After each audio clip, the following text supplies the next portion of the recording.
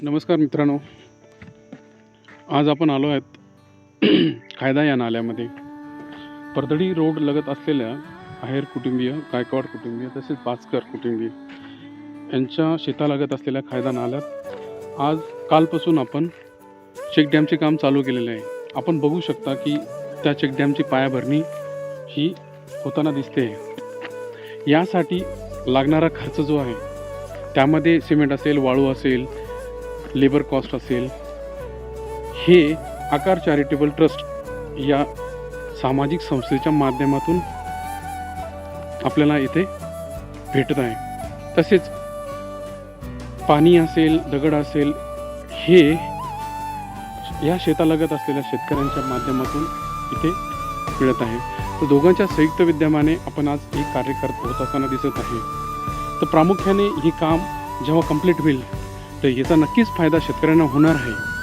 पण याचा आज आपण बघू शकता मित्रांनो की दिवसेंदिवस तापमान हे मोठ्या प्रमाणात वाढत आहे. उभी असलेली झाडं जळत आहे, पाण्याची पातळी खालवत आहे. दरवर्षी आपल्याला पाण्याची टंचाई भासते.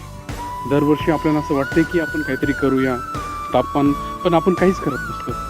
तर एक असे छोटे छोटे पाऊल जेव्हा आपण उचलू तर नक्कीच आपल्याला खूप मोठ्या प्रमाणात बदल येणाऱ्या काळात दिसेल.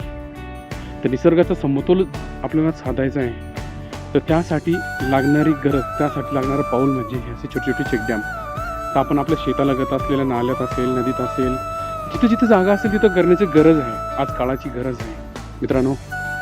आज आपण बघू शकता या तापमानात आपण बाहेर निघू शकत नाही. आपल्याला असह्य होत आहे. आपल्या मनावर असेल त्याचा परिणाम होतो आहे. तर येणारी पिढी कशी टिकेल, तर आजच तो विचार करणं गरजेचं आहे मित्रांनो. त्यासाठी आपण निसर्गाचा समतोल साधण्यासाठी असेल, पाण्याची पातळी वाढवण्यासाठी असेल, झाडं टिकवण्यासाठी असेल, येणाऱ्या पिढीचे आपण जीवन सुखरूप करण्यासाठी आज आपल्याला पाऊल उचलण्याची गरज आहे. तर आपण सगळे मिळून ह्या विषयाला गांभीर्याने घेण्याची गरज आहे मित्रांनो. त्यासाठी जिथे जिथे असे कुठे कार्य चालू असेल त्याला निस्वार्थपणे मदत करा, एवढंच मी सांगेन. तुम्ही करा, झाडं असेल झाडे लावा, पाणी असेल पाणी अडवा.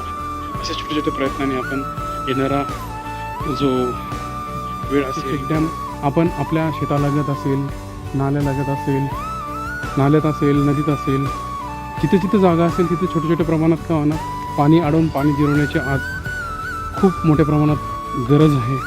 आणि सर्वांनी ह्या विषयाला गांभीर्याने घेणे गरजेचे आहे. धन्यवाद. कुठे इकडे नाही होणार.